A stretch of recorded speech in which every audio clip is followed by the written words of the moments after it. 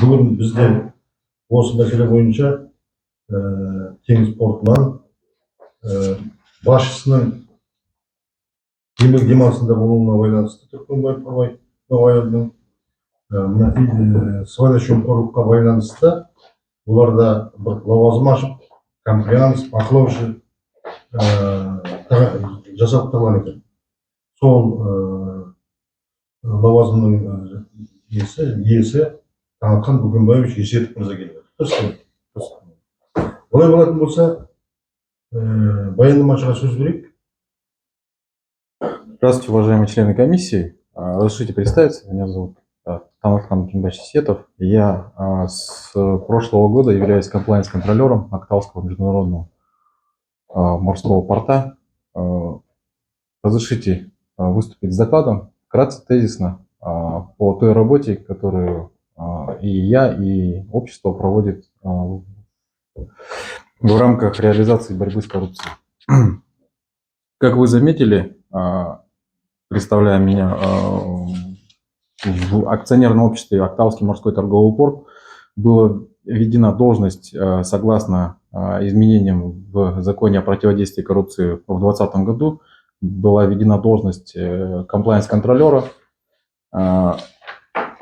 Решением Совета директоров данная должность в структуре общества была введена в 2021 году.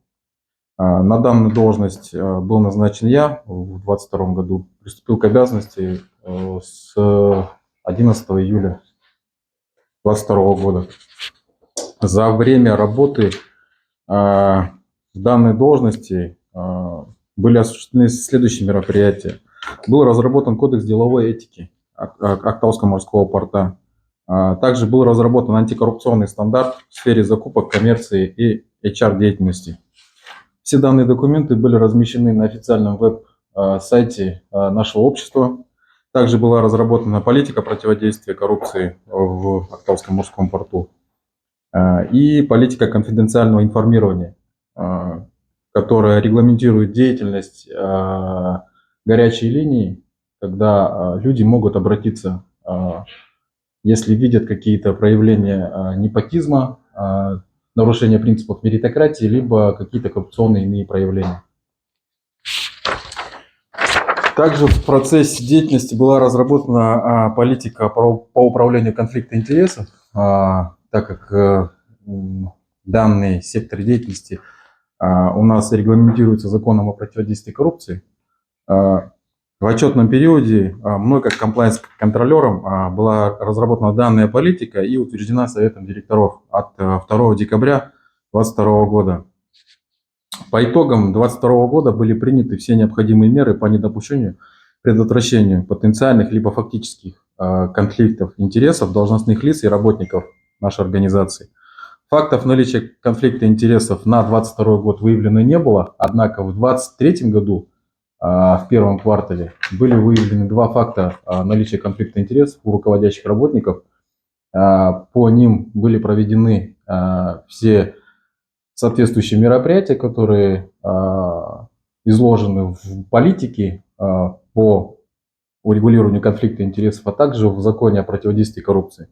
Данные конфликты интересов были урегулированы, о чем имеется справка, и в ходе также данная информация изложена в ходе внешнего анализа коррупционных рисков, который осуществлял у нас Департамент по противодействию коррупции по Мангистауской области. Также в отчетном периоде в рамках реализации основных функций и задач комплаенс-контролера были проведены в рамках мониторинга исполнения требований законов о противодействии коррупции в период с 2022 года по март 2023 года была проведена оценка коррупционных рисков в компании. Вот, попрошу обратить ваше внимание на слайд. Отчет по результатам оценки коррупционных рисков за 2022 и за 2023 год. Вы сейчас видите свежий, это за 2023 год.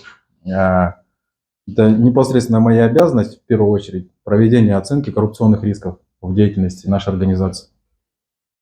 Можете, да, включить? Это вступление.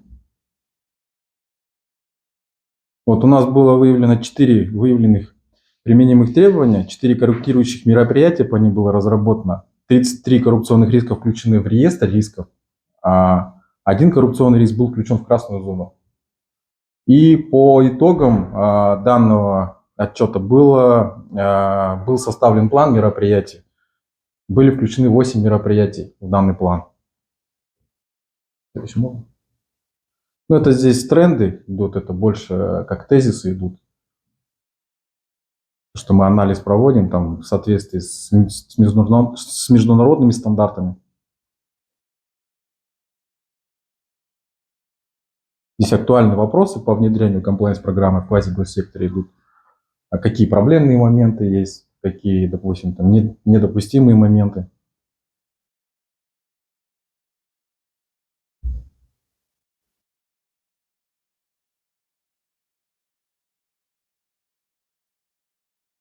Так, вот здесь вот давайте более подробно остановимся. Смотрите, анализ ВНД в наших внутренних документах на соответствие основному закону, это именно который регулирует противодействие коррупции, это закон о противодействии коррупции, мы провели и посмотрели, что у нас некоторые ВНД не соответствуют нормам закона о противодействии коррупции. Это нужно актуализировать эту политику, которую мы разработали в 2021 году. Вот. Можно дальше. 4 требования нужно. Но, видите, у нас мы являемся дочерней зависимой организацией, так как мы в доверительном управлении КТЖ. В КТЖ есть комплаенс-служба. Пока они не актуализируют свои аналогичные документы, потом мы только должны актуализировать. В декабре намечается актуализация данных документов, и потом мы уже на автомате сами будем актуализировать данные документы уже после КТЖ. Основные области коррупционных рисков, ну, это закупки, управление персоналом, подарки, представительские расходы, оказание услуг, инвестиционная деятельность, благотворительность, спонсорство, взаимодействие с госорганами, взаимодействие с иностранными должностными лицами, инвесторами, проверка со стороны контрольно-ревизионных подразделений национальной компании КТЖ и взаимодействие с финансовыми институтами. Брать, если в секторе в разрезе, то основная часть у нас в желтой зоне находится коррупционных рисков. И основные 3 направления идут у нас. Это риски в закупках, потом риски в управлении персоналом и риски в основной деятельности. То есть на чем основывается порт, основная деятельность. И видите вот здесь по карте миграции рисков, что меры были приняты на момент начала периода и на момент конец оценки периода. В красной зоне 1 риск остался. Все данные мероприятия мы осуществили, о чем имеются справки, подтверждения, там, информации. Непосредственно с уполномоченным органом по противодействию коррупции мы отработали данные мероприятия, наше общество. Непосредственно я, там, другие структурные подразделения. Пока на данный момент как бы у уполномоченного органа по итогам ВАКРа, внешнего анализа коррупционных рисков, вопросов к нам пока нет. В плане превенции коррупции и антикоррупционной культуры 5 декабря в прошлом году мы приглашали сотрудников службы превенции, антикоррупционной службы, для проведения информационно-разъяснительных мероприятий по обучению. Они предоставляли нам слайды, а также информационный материал, сами объясняли по разрезу, по закону о противодействии коррупции, там, по некоторым моментам по Конституции. Все материалы они показывали, в принципе, как бы основной состав, и что рабочий, что АУП у нас данное мероприятие посетило. Теперь в декабре этого года мы собираемся проводить данное обучение своими силами, уже в разрезе именно, потому что департамент антикора, они проводили обучение со слайдами, там больше на госслужбу был ориентир, а мы хотим как бы сейчас сделать больше в разрезе по квази-госсектору, чтобы нашим сотрудникам было более понятнее. И хотим затронуть не только там по противодействию коррупции, еще хотим затронуть сферу деловой этики. И как сейчас обороты набирает, провести осведомленность по правам человека по линии ООН и по части харассмента.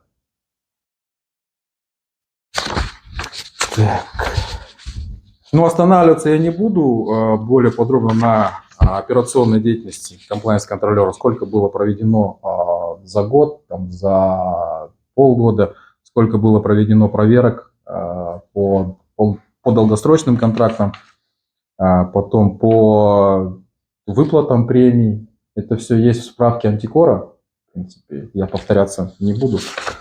Единственное, что по корпоративной этике у нас есть кодекс корпоративной этики, и плюс по трудовым спорам у нас есть постоянно действующая комиссия. Омбудсмена в компании нет, но мы централизованно, есть омбудсмен у нас в группе компании КТЖ. Если какие-то обращения идут, то обращения там они могут обращаться мне как комплайнс, так как я независимый сотрудник, либо же на горячую линию. А трудовых споров за 22-23 год в Актауском морском порту не было. Ну, установлено, по крайней мере, не было. Все, разрешите, доклад окончен. Жаңа 33-тей тәуекел анықтадық дедіңіздер. Коррупционный риск. Бұл қандай, тоқтап кете аласыз ба? Қандай рисктер выявили? 33 там вида сказали риск У меня выявили. есть реестр рисков. Разрешите. Не, просто хотя бы несколько вы можете сказать, какие Я говорю, давайте вот по группе рисков, допустим. Там қандай риск. рискларды анықтадыңыздар, қандай тәуекелдер бар? Ну да, Сыбайлас вот, группа рисков, допустим. Группа рисков в области управления персоналом, группа рисков в области осуществления основной деятельности порта. Ну, Группа рисков... например, основной деятельность порта конкретно. Какие риски? Давайте я вам лучше поставлю и конкретно остановимся. На комиссии разрешите представить. Вот реестр рисков коррупционных, это уже на следующий год. Это по отчету за 23 год. Вот, допустим, необоснованное завышение плана расходов бюджета. Это из группы рисков в сфере закупок. Здесь есть у нас именно коррупционные схемы разделения. Можете посмотреть. На начало оценки периода он был в красной зоне. После проведения анализа посмотрели то, что оценка текущих контрольных процедур, она частично эффективная, но мы уже все, которые контрольные мероприятия могли были сделать, мы сделали. В принципе, согласно... Не, понятно, повышение цен, понятно. Дальше, собственно, қандай? Необоснованный выбор способа закупок. Вот еще есть. Можете выше чуть-чуть поднять роликом идти. Нет, ниже получается. Вот вы сверху вниз потом идете. Вот, необоснованный выбор способа закупок. Вы закуп, да? Ну, у нас отдельная, мы же в группе компании Самрука, у нас свой порядок закупок. Не, понятно, да. Хорошо. Так, ниже можете. Потом ограничение конкурентной среды посредством установления завышенных требований к потенциальным поставщикам. Все через меня проходит. Если специалисты по закупкам, они где-то видят, у них сомнения какие-то, они отправляют мне, я делаю им заключение, смотрю там на предмет аффилированности с нашим руководством там, или с другими аффилированными лицами нашей компании. То есть я даю им заключение, если у них идут какие-то сомнения. Необоснованное отклонение заявок на участие в тендере, ценовых предложениях. Выбор поставщика, включенного в перечень неблагонадежных поставщиков. У нас есть там перечень именно по там, группе СНУК. Выбор поставщика при наличии конфликта интересов, признаков аффилированности. Ну, к примеру, допустим, есть у нас неправомерное изменение условий проекта договора. Несоответствие условий договора и приемки и оплата товаров, работы, услуг. Несвоевременная оплата по договору. Не предоставление или несвоевременное предоставление необходимой информации для формирования перечня неблагонадежных поставщиков. То есть здесь уже идет вторая группа, это коррупционные риски в сфере управления персоналом, это по наему. Тәуекелдер болмау үшін не істеватсыздар? Сіздер через вас что пропускаете? Ну все, да, понимаете, я провожу, допустим, если по закупкам, я могу либо на мониторинг поставить, на ежедневный мониторинг, либо в разрезе, допустим, там раз в неделю смотрю, когда перед тем, как заключается договор там, на определенную сумму, они отправляют ко мне на согласование. В системе идет это в СЭДе. Я смотрю, я потом проверяю, даю им заключение, если оно того требует. Если нет, то я просто согласовываю. либо не согласовывают. А я независимый сотрудник, я подчиняюсь непосредственно совету директоров только. Я независимый сотрудник. Я прошел через данные правила. Я откликнулся в январе, потом проходил скрининг резюме. Это все через центральный аппарат. Потом был первый этап тестирования. Я проходил тестирование на группу, получается, законов. Там Конституция, как положено, потом закон о противодействии коррупции, закон о фонде национального благосостояния, потому что мы в группе компаний СМВК. Закон, который регулирует закупки в квазигоссекторе, потом уголовный кодекс, административный кодекс, как положено. А конкурентов много было у вас? 8 человек. На этапе комиссии, вот когда комиссия рассматривала, просто мы потом там уже... нас не подключали, мы не знали, кто мы. Ну, получается, мы не знали друг про друга. Нам, когда говорили, мы вас подключим, все. В квазигоссекторе в конце 2020 года, так как президент... Нет, в порту. В порту? Да. В конце 21-го, в начале 22-го. Это же изменение в закон о противодействии коррупции. Там конкретно сказано, что в каждом субъекте квазигоссектора необходимо ввести либо службу, либо отдельного человека, кто отвечает за антикоррупционную политику. Нет, если сотрудники порта, тогда да, допустим, там, видите, у нас есть горячая линия, как я вам говорил.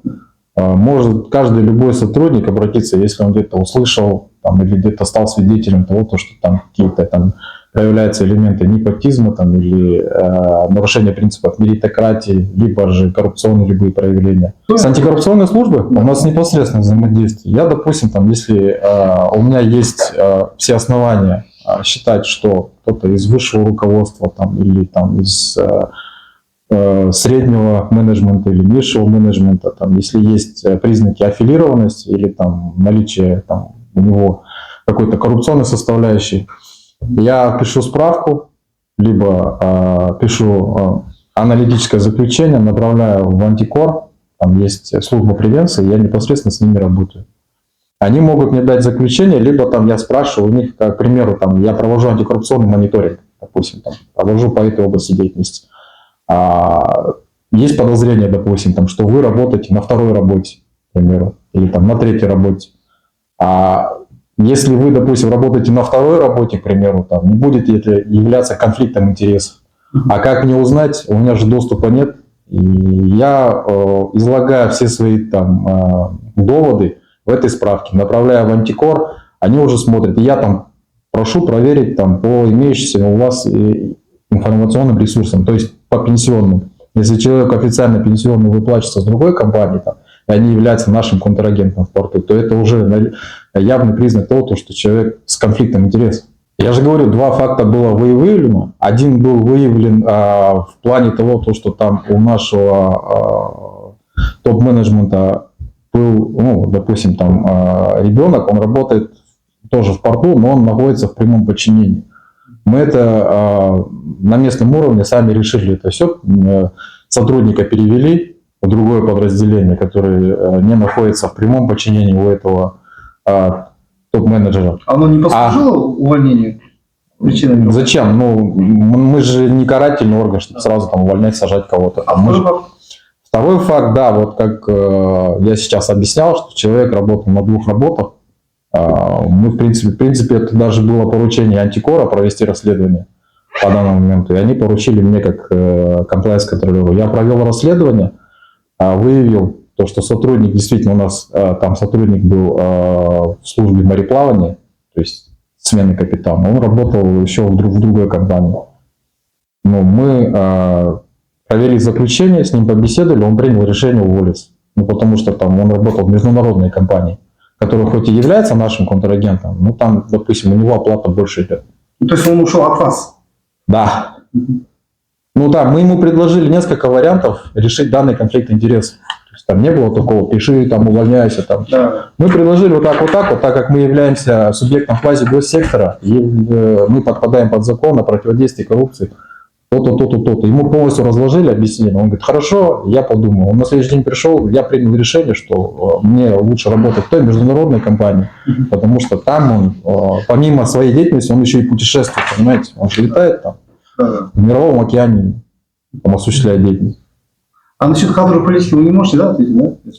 Насчет кадровой политики я только курирую, видите, когда идет конкурсный отбор. Я, согласно там, наших внутренних документов, я вхожу в состав комиссии. Но и то не по всем должностям, а по должностям административно-управленческого персонала, именно где у нас основные коррупционные риски. Это по закупкам, когда человека на закупке, на должность закупщика принимают, когда по линии кадров человека принимает, и когда по линии основной деятельности. Это вот у нас есть два сектора: отдел транспортной логистики и отдел по коммерческой работе. То есть если когда туда специалистов принимают, я нахожусь в составе конкурсной комиссии. И я смотрю, допустим, там у нас есть определенная своя процедура, там можно задавать от 2 до 5 вопросов. То есть, и я вижу, когда, допустим, там 5 человек на место претендуют, и как конкурсная комиссия себя ведет. К примеру, там нету ли какого-то там предпочтения тому или иному кандидату. Либо они, допустим, перед тем, как объявляться на конкурс, они могут должностную инструкцию переделать специально под кого-то, там, убрать какое-то там образование, необходимо нужно. Отбор жесткий, да? Ну да.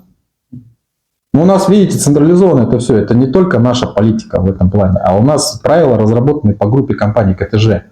А они уже основывались на аналогичных ВНД, которые идут по группе Самрука. То есть мы ни влево, ни вправо отойти не можем, потому что мы дочерняя независимая организация. У них есть правила, они нам спускают, и мы по ним работаем. А для того, чтобы менеджмент, то есть вот, исполнительный орган Актауского морского порта, где-то там, допустим, там у него не было соблазна нарушить что-то или там сделать как-то там, для этого и существует должность комплайнс-контролера. Я непосредственно сижу, смотрю там, и потом свое заключение пишу. Как я вам сказал, я же независимый сотрудник. На меня давление никто не может оказать. Сұрақ қояйын. Сіз жаңа айтып кеттіңіз, былтыр 22 жылы ноябрь айында антикордан сыртқы талдау болды сіздерде. Внешний анализ. С августа по... Да. Ноябрь месяц. Да. Сол сыртқы талдауға... Нет, не в ноябре, они заходили с августа по январь 23 года. Ну, примерно, да. Да. Мен сол сыртқы талдауға қатыстым. Содан бір-екі сұрақтарым бар. Рұқсат қояйын. Біріншісі сол менің справканың ішінде мынандай рекомендация болды сіздерде. Сіздерде гражданин Мехта Наздан Вехрам деген Тастай Property дейтін мекеменің арасымен 2016 жылдан бүгінгі күнге дейін келісімшарт болды проживаниясына ақша төлеу жөнінде. Сол жерде необоснованная выплата 3 миллиона 269 тысяч тенге выявили.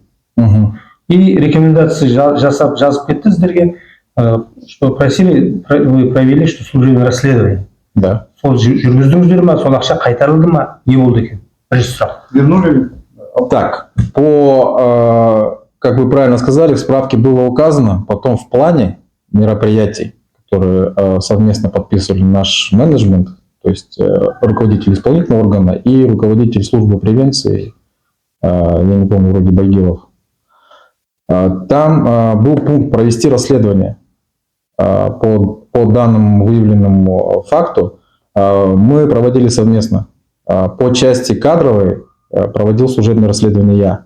Согласно договору, там была компания DP World, правильно же? Которая оказывала услуги. Этот договор был в рамках... Конституционных услуг. Да, там более консалтинг или именно по контейнерным перевозкам, более того. Данные люди, там их было 8 человек, правильно же, экспаты это были, приглашенные сотрудники. Они были приняты в штат, официально были приняты у нас в штат, согласно договора на оказание, как вы говорите, услуг там, по консалтингу. Они были приняты у нас в штат, с ними заключен был трудовой договор. В основном они были все на руководящих должностях. Там, вот как вы сказали, Мехта, он был первым вице-президентом. У всех них есть, как это объяснить на более обывательском языке, КПД. Если на полгода ставятся цели у них, допустим, чтобы не премию выплачивать, как, ну, допустим, там, обоснование, что было, действительно ли там, вот ему ставятся задачи, цели на полгода, он должен их выполнить. По выполнению данных целей, вот этих КПД, совет директоров рассматривает уже потом, действительно ли данный член правления или руководство исполнительного органа выполнил все их. Если выполнил не все, то какой процент ему положен. Это все у нас регулируется в рамках внутреннего локального акта. Я провел расследование именно по кадровой части. Я посмотрел, действительно ли они были приняты в рамках действующего законодательства Республики Казахстан. Они были приняты согласно Трудового кодекса в рамках договора. По возврату, там все, я вместе с юротделом мы составляли справку, направляли в антикор, они ее приняли. Когда я выступал, я говорил, что на данный момент у антикора к нам вопросов нету по акту. Если бы я знал, я бы с собой взял бы эту справку полностью. Возвращали деньги или нет? Возвратили они? Или... Нет, мы доказали обоснованность выплаты данных средств. Хотя они не проживали. Где они проживали? Они, вот, справка написано, выезжай, когда не выезжай, все равно оплата шло до Нет, мы же провели там, я же говорю, провели расследование, дали обзорную справку, потом дали аналитическую справку. Мы предоставили это все сотрудникам антикора. Именно Оказалось, что они приживали. Да, мы полностью доказали это все. Хорошо, так, второй вопрос. Осы жөнінде. Жаңа сіз айтып отқан ДПВ, да, или как там? Депловмент, да, фирма, да? Development. Сингапурский. Да, ну там группа компаний. Да, компания. Вот справки пишется. Осы жылдың ішінде 10 жылға келісімшарт болған, да? 27 август 13 жылы келісімшарт. Немен айналысатын жаңа консалтинг По контейнерной перевозке. енді справкада жазылады 10 жылға келісімшартқа отырады и главный жаңағы несі 13 жылы Роттердам қаласында Нидерландыда тіркелген бұл фирма. Келісімшартқа 2 күн бұрын келісімшартқа отырған. 2 күн разница тіркелгенмен. Аффилированность бар деп ойламайсыз ба сіз как комплайнс служба? Это в справке было указано. Да, справки. Это не только в справке департамента, это по центральному аппарату было указано, именно по группе компаний КТЖ. Там было, я не помню, 200 с чем-то мероприятий указано, правильно? Не, именно антикордон внешний вакардан алып отырмын. Да, нет, просто, видите, две справки. Была справка местного антикора и была справка центрального аппарата антикора. И главный, осы консалтинг услугты, осы Марпорт жылына $3,5 миллион төлеу керек за услуги. $3,5 миллион. Алайда осы консультация алған уақытта, не үшін келеді, жаңа айтып отырсыз, он эффективный, неэффективный его консультация, да, например, повышение, перевалка бар ма, жоқ па деген сияқты, да, олардың пайдасы тиді ма, тиген жоқ па соны. Например, справкада жазады, 14 жылдан 21 жыл аралығында жүк тасымалдың көлемі 10 миллионнан $3,5 миллионға дейін түсіп кетті дейді. Хотя олар соны көтеру үшін келіп отыр, көмектесуге, услуга көрсетуге, правильно? Да. Ол наоборот түсіп кетіп отыр. Сонда жылына $3,5 миллион не үшін төленді деген вопрос возникает. Егер сондай неэффективный, дұрыс емес не болатын болса. По данному пункту справки в антикоре, они потом составили план и написали там то, что нужно провести анализ эффективности выплат за работу компании DPO, правильно же? Вот вы к этому же говорите. По данному поводу мы тоже провели анализ, написали аналитическую справку. Если я не ошибаюсь, в июне месяце там был срок до 30 июня. Мы предоставили справку полностью обзорную в антикор, и они ее приняли. Об эффективности там полностью идет, там видите, в разрезе по коммерческому блоку. Я же специалист именно по противодействию коррупции, а там были задействованы при этом анализе не только, допустим, там коммерческий блок, был задействован там блок корпоративного управления, экономический блок. Они все свои давали обоснования по этому поводу. Мы составили аналитическую справку, предоставили эту информацию. Я же говорю, если бы я знал, если бы мне сказали, я бы взял все бы эти справки, и мы бы здесь их разобрали бы, посмотрели бы. Енді просто біз партия өткенде де айтып жүрмін ғой, мен осы мәселе жөнінде ше. Может, антикор справканы қалай бергенін мен білмеймін. Антикор агентствоға берді, республикаға. Нет, местный. Местный агентство республикаға берді, жіберді бұны. Бірақ ол қаншалықты ары қарай нетті, реализовать етілді. Ол көтерілген мәселе, менің ойымша бұл мәселе көтерілмей қалды. Жауап қоймай қалды. Иә. Мысалы, мен сол справканы алып отырған 2013 жылдан 18 жылдар аралығында жаңағы мекемеге, сингапурский мекемеге, Марпорт 4 миллиард теңге төлеген. Сонымен қатар, мынау Ақтау портын северный направлениеге развитие, да? Бағытқа кеңейту үшін Ақтау порты өзінің қаржысынан, даму банкінен басқадан өзінің қаржысын қосқанда 41 миллиард теңгеге Ақтау портын северный направлениеге кеңейткен. Дұрыс па? 41 миллиард не жұмсаған. Иә, қаржы жұмсаған. Енді бір қызығы, бүгінгі таңда осы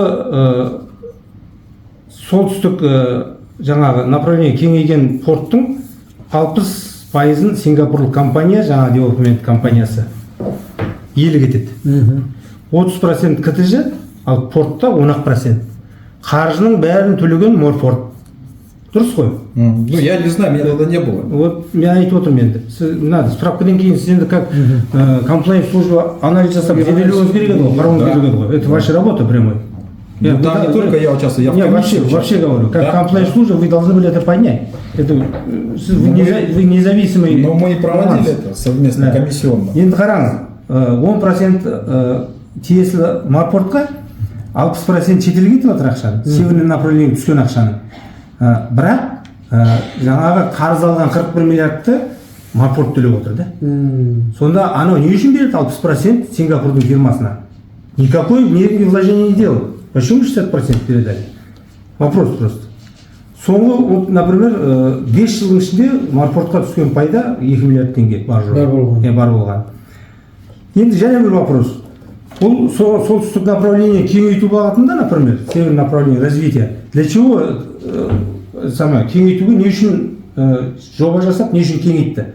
Марпорттың үлгере алмай жатқасын, соның үстіндегі артық лимитті сояққа жіберіп, мысалы. Ал бүгінгі таңда основной грузопотек северный направлениеге кетіп жатыр.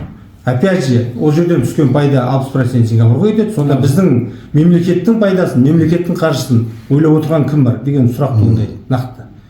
Ол Марпортқа жіберіп, Марпорттан артылған жүк северный направлениеге жіберу керек деген жоба болған басында, ең басында. А сегодня не так. Сегодня наоборот, северный направлениеге кетіп жатыр. Соған қандай жауап берер едіңіз? Сізден как комплайнс служба сол справканы оқыдыңыз, қарадыңыз, таныстыңыздар. Осы мәселені көтердіңіздер ма? КТЖ-нің алдына сіздер осы мәселені қойдық, сізге рекомендация берген, сол қойылды ма мәселе КТЖ-ға? Ол қандай шешім қабылданды, соны білгіміз келеді. Біз әлі бұл мәселені біз енді көтеріп жатырмыз, ертең қоғамдық кеңесте көтеруіміз келеді, республикаға шығарғымыз келеді бұл мәселені. Неге біз қазір Марпорт осы жерде отырады, оның түскен пайдасын какой-то бір жекеменшік компания алып кету керек? Оның затратын бәрін Марпорт төлеу керек, біз квази мемлекет сектор, правильно, мемлекеттің мекемесі. Осы жерде кішкене тәуекелдердің сыбайластықтың бір үлкен несі жатқан сияқты. Вот здесь политический подтекст какой-то есть. Нет, политический нет, здесь чисто экономический обоснован. Затраты платит Марпорт, прибыль получает Сингапур. Почему? Это экономически, никакой политический нет здесь. Но договор-то с DP заключала наша головная материнская компания, понимаете? Мы же исполнители на тот момент были, именно Октавский морской порт. Ну, это вы как комплайнс-служба, как патриот, как... Нет, понятно. Как комплайнс-контролер я провел анализ. Я же говорю, мы все вот эти, которые пункты были указаны в справке, в аналитической справке, в общей большой справке, мы по ним полностью отработали. Где-то там, как я уже повторю сейчас, где-то экономический блок отрабатывал, потому что они более компетентны в том вопросе были. Где-то логистический блок был. Как комплайнс-контролер я потом был за это все главный, так сказать, составитель данной справки. Они мне все передавали эту информацию, я ее анализировал, где-то смотрел, перепроверял. Потом направлял уже в Антикор, непосредственно с закрепленным сотрудником, который с Антикора здесь. Мы с ним вместе отрабатывали по данному вопросу. Если бы были у них вопросы, они бы, наверное, там, направили бы запросы другие, там, уточняющие по некоторым моментам. Те, которые у нас были, обоснования, мы им предоставили. Где-то мы были не согласны с тем, то, что там вот они написали. Там, может, они как-то там... мы не говорим то, что они предвзято где-то там подошли. Где-то у них, возможно, там свой взгляд был на какой-то момент. Мы им просто объясняли по своей точке зрения, как бы. Потому что мы не были согласны и давали им справку. Бұл жерде просто мәселені аманат жоғарыға көтеру керек бұл мәселені. Потому что бұл кісілер подчиненный, өзі дұрыс айтып отыр. Жоғарыда КТЖ-да шешіп отқан мәселе бұл мәселе. Сол жақта көтерсін на уровнях, өздерінің уровнінде. Бұл мәселені қалдыруға болмайды. Почему? Потому что бүгінгі таңда біздің мемлекетімізге тікелей келіп отырған шығын. Мен солай, как экономист ретінде, экономиканың ғылымдарының кандидаты ретінде, мен көзім ашық адам ретінде, мен осы Марфорд 7 жыл зерттедім, қарадым. Осы северный направлениеге өсіру жөнінде, северный направлениені былай қарай кеңейту жөнінде экономический обоснование берген адам біреу мен. Бірақ бүгінгі таңда оны басқаша пайдаланып отырған әрине біздің жанымызға батады. Сондықтан бұл мәселені көтеріп, анығына жетіп, таза судың беті шығару керек, болмайды. Бұл енді Марфордтың өзі үлкен мемлекеттік стратегиялық нысан болып есептеледі. Біздің даже мемлекеттің ары қарай дамуының бірден бір жаңағы тетіктерінің бірі осы Марфордта деп ойлаймын. Тем более мінекей қазірдің өзінде осы жақын арада жоспарлап жатқан үлкен инвестициялар араб мемлекеттерімен бірге, мына немен басқа да үлкен алпауыт мемлекеттермен бірге осы Марфордта Құрық пен Ақтау портын ары қарай жетілдіріп, оны жаңағы Каспий теңізіндегі бірден бір әлеуеті күшті хаб есебінде айналдыруға соған кеше үлкен бір келісімшарттарға отырып осының бағытын белгілеп нетіп жатыр. Бұл енді жаңағы мына таң атқанның жаңағы Дәкеңнің айтқан жаңағы сұрақтар бойынша нелерін, мәселелерді сен қағазға түсіріп алып, соларды ары қарай анықтап деген сияқты. Соның жаңағы мүмкін расследование болады, мүмкін басқа енді сен тікелей өзінің компетентіндегі мәселелер ғой.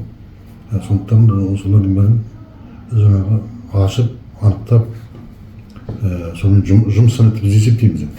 Баяндама ақпараттың барлығы нақтылы емес, оны біз өзіміздің немізді тарапымыздан партияда оны айтып көрсетеміз. Нақтылық жоқ, бәрі жалпылама көрсетілген, атүсті көрсетілген. Сондықтан жаңағы осындай нәрселерді кішкене нақтырақ дәлелдермен, солармен келесіде сондай жұмыстар етіп біз есептейміз. Жаңа жерде выявленные нарушениялардың нәтижесінде 8 біз мероприятие жасақтап, соны біз іске асырдық дедіңіз. Ол қандай мероприятие, не жұмыстар ол жасалған сол уақыттағы біз приходится догадываться. Ну, это операционного характера. Скучно вам будет. Сондықтан енді рахмет. Жаңағы енді қаулыны біз постановление біз жібереміз енді.